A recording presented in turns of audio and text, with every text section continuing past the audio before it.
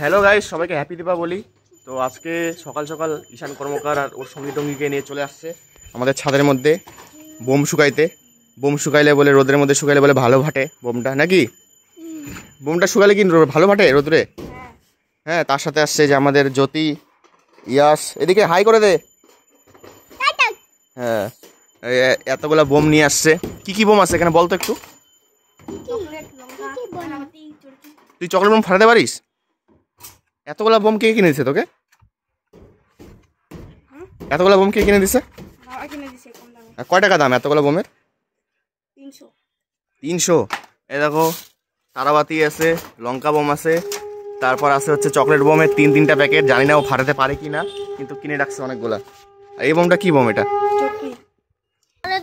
আর এই যে চরকি বোমও আছে। তো রাত্রেবেলা পুরা বামাল হবে নাকি? পুরা বামাল হবে।